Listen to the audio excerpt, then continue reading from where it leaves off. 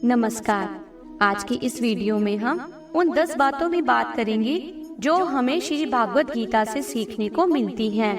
इन 10 सीखों को simple English, Hindi या उर्दू जो शब्द मुझे मिलेगा उन शब्दों में मैं आपको समझाने की कोशिश करूंगी।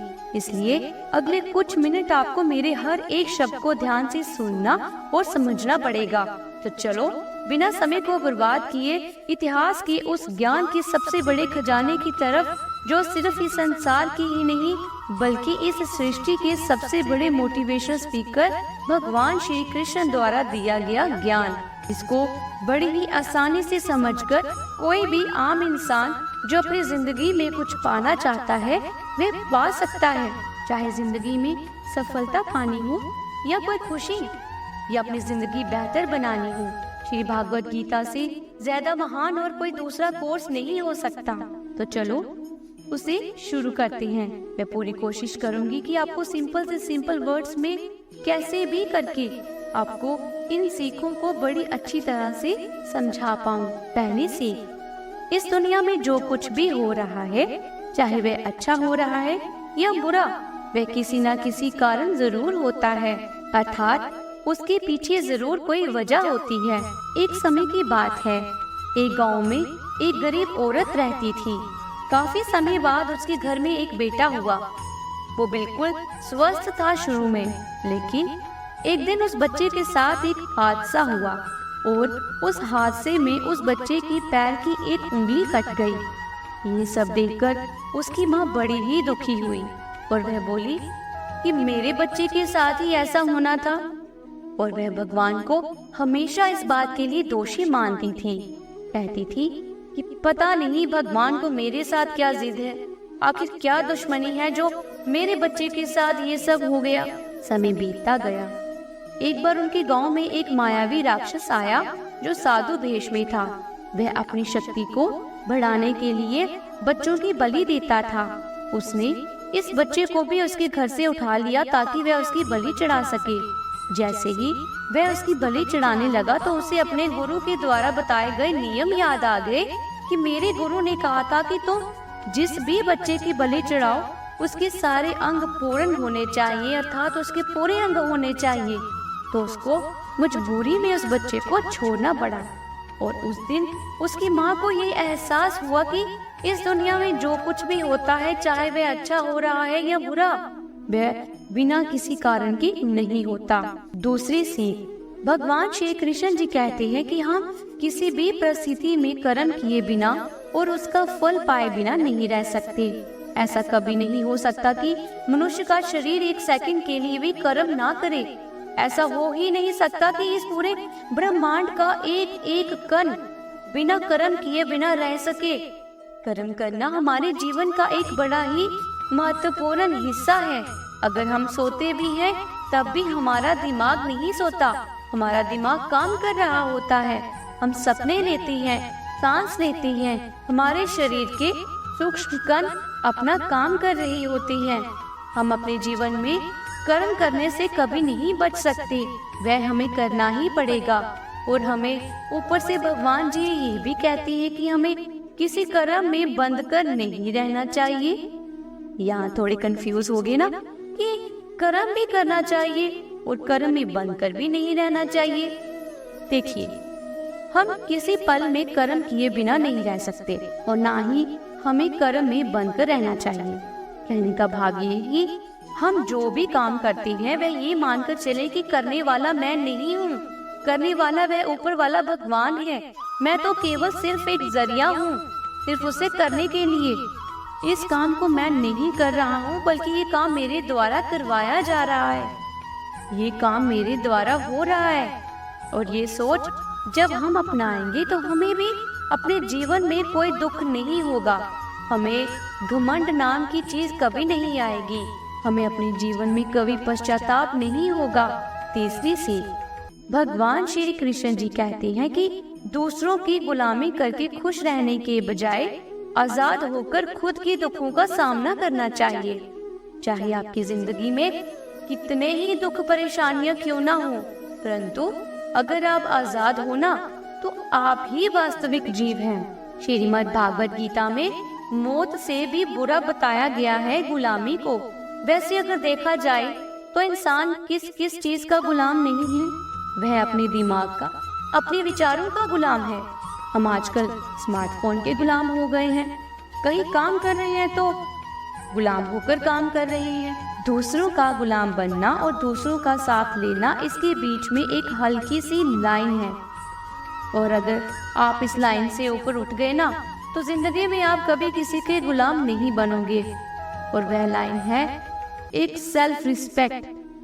अपनी सेल्फ रिस्पेक्ट अगर आप जीवन में अपनाती हैं, अर्थात अगर आप अपने जीवन में सेल्फ रिस्पेक्ट के साथ काम करते हैं, तो आप स्वतंत्र रहते हैं, अर्थात आजाद रहते हैं। लेकिन जब वह किसी के सामने अगर आप इतना गिर जाओ, अर्थात अपनी सेल्फ रिस्पेक्ट को खत्म कर दो, तो समझो आपकी जिंदगी भी खत्म हो गई। आपकी जिंदगी समस्याओं से घिर जाती है और बस वह गुलाम बनकर रह जाते हैं। इसलिए दूसरों के गुलाम रहकर खुश रहने से अच्छा है आजाद होकर खुद की परेशानियों का, खुद की दुख का सामना किया जाए। चौथी सीख, क्रोध, वासना और लालच, ये तीनों दरवाजे हैं नरक के। डिजायर, बिना किसी लक्ष्य अर्थात उद्देश्य के तो हम जी ही नहीं सकते, और उद्देश्य को पूरा करने के लिए हमारे मन में डिजायर होना बहुत जरूरी है। परंतु जब ये उद्देश्य सिर्फ खुद के लिए ही सीमित रह जाएगा और आपको इस बात से कोई फर्क न पड़े कि आपके उद्देश्य की वजह से दूसरे का बड़ा नुकसान हो रहा है, तो तब वह उद्देश्य आपका बहुत दुख देने वाला हो जाता है। अगर यकीन नहीं है तो कभी अपने आसपास देखिएगा, आपको आपके जीवन में ऐसे व्यक्ति जरूर मिल जाएंगे जो अपने स्वार्थ के लिए दूसरों का नुकसान हो जाने पर भी नहीं सोचते और बाद में उन्हें भी दुख भोगना पड़ता है। क्रोध अर्थात गुस्सा, इसके बारे में क्या कहूँ? गुस्सा हमारे कमजोर होने का सबसे बड़ा सबूत है। जो मनुष्य बहुत क्रोध करता है वह बहुत कमजोर होता है। वैसे अगर देखा जाए तो एक बात ये भी ठीक है कि अगर आपने किसी के अच्छे के लिए गुस्से की एक्टिंग कर ली तो समझ में आता है, परंतु ये क्या बात हुई कि गुस्से में आपका बीपी हाई हो गया, आपकी आंखें लाल हो गई, पसीना आ गया। कहने का मतलब ये है कि आप पूरे आउट ऑफ कंट्रोल हो गए। लालच, सोने की मुर्गी की कहानी तो आपने सुनी ही होगी। ये कहानी थी सोने की मुर्गी। वह मुर्गी रोज एक सोने का अंडा देती थी, लेकिन एक दिन उस मुर्गी के मालिक के मन में लालच आ गया और सोचा कि ये मुर्गी रोज एक दिन में एक अंडा देती है, तो ना जाने इसके पेट में कितने अंडे होंगे, और मैं रोज एक अंडा नहीं ले सकता। मैं आज ही इसका पेट काट कर सारे अंडे निकाल लूंगा। जब उसने मुर्गी का पेट काटा तो मुर्गी मर गई। उसने लालच किया और इस लालच में मुर्गी भी गई और अंडे भी गए। जो रोज उसे एक अंडा मिलता था, लालच की वजह से वह भी गया। वासना, लालच और क्रोध, ये तीनों नरक के दरवाजे हैं। और मैं मरने के बाद वाले नरक की बात नहीं कर रही हूँ। नरक की तरह जिंदगी जीना मरने के बाद वाले नरक से भी बुरा है।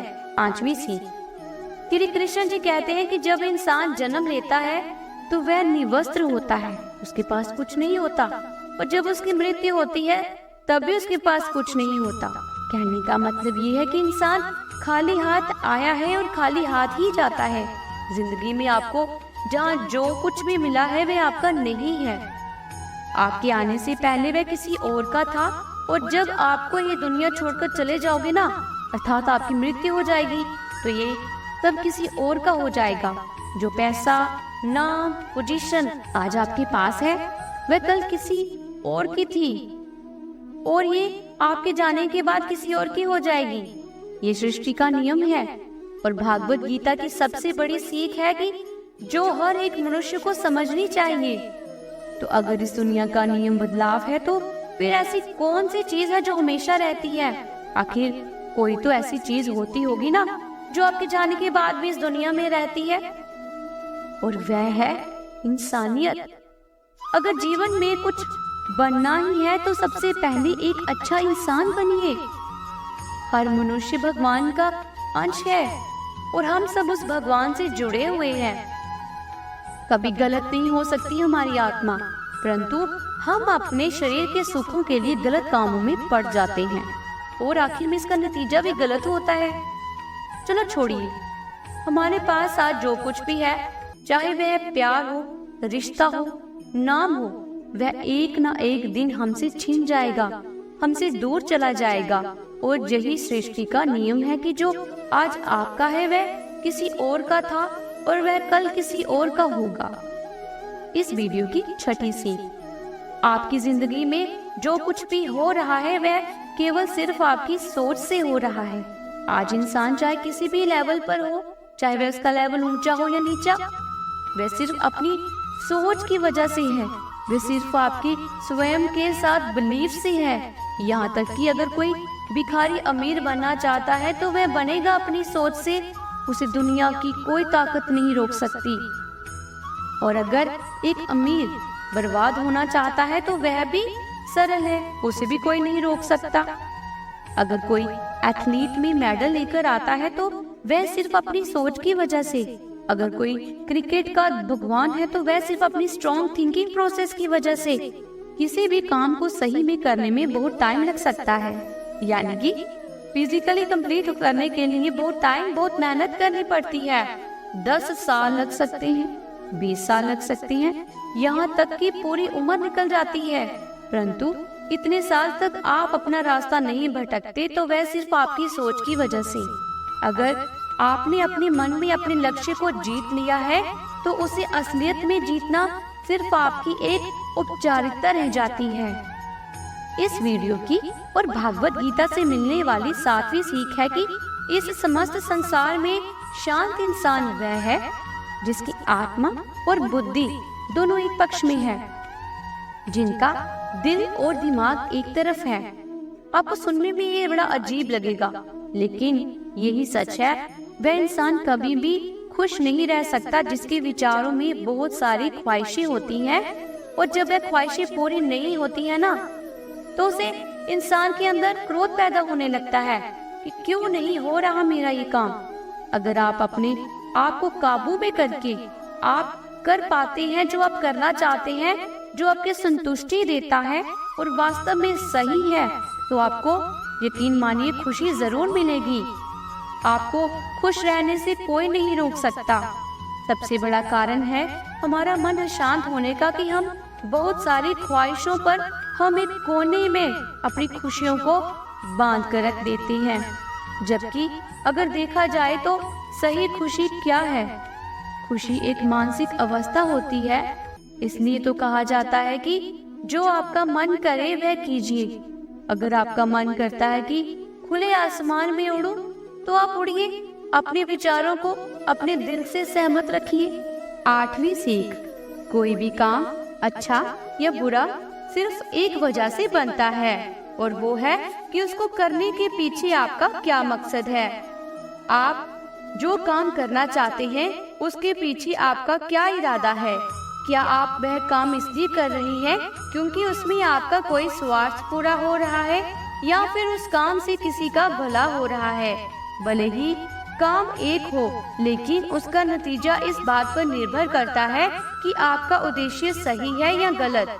महाभारत के युद्ध में लड़ाई पांडव भी कर रहे थे और कौरव भी कर रहे थे, परंतु दोनों के उद्देश्य अलग अलग थे।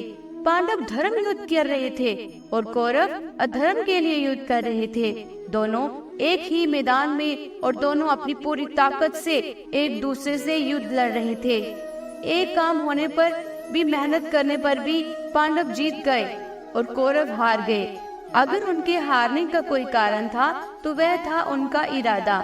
एक का मकसद सही था और दूसरे का गलत। इस वीडियो की और भागवत गीता की 9वीं सीख कि अच्छाई और सच्चाई को ना कभी छुपाया जा सकता है, ना हराया जा सकता है।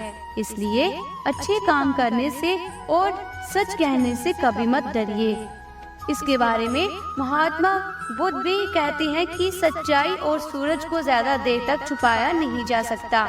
एक समय आने पर उसे दुनिया के सामने आना ही होता है। आप उसे रोक नहीं सकते। इसलिए अगर आज आप कोई ऐसा काम कर रहे हैं जो गलत है और झूठ है, तो उस काम को आज ही छोड़ देना चाहिए, क्योंकि दुनिया के सामने एक ना एक दिन आपकी सच्चाई सामने आ ही जाएगी। आजकल हम अपनी जिंदगी में बहुत झूठ रोज बोलते हैं। कई बार तो आप किसी के आरोप से बचने के लिए झूठ बोलते हैं, कई बार तो आप अपना फायदा देखने के लिए झूठ बोलते हैं। भगवत गीता में ये लिखा है कि अगर आप कोई ऐसा सच बोलते हैं जिससे किसी मासूम के साथ अन्याय होता हो, तो ऐसा सच अच्छा नहीं होता। और अगर आप कोई ऐसा झूठ बोलते हो जिससे किसी का नुकसान नहीं होता, भला होता है, तो ऐसा झूठ बुरा नहीं होता। किसी के साथ अन्याय नहीं होना चाहिए, किसी के साथ बुरा नहीं होना चाहिए।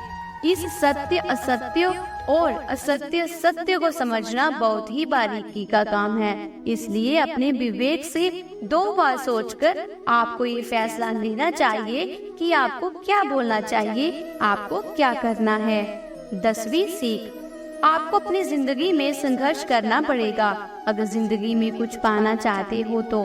लेकिन अगर आपके संघर्ष नहीं करना चाहते, तो आपको फिर इस बात का दुख भी नहीं होना चाहिए कि आप जो हासिल करना चाहते थे आपको वह नहीं मिला।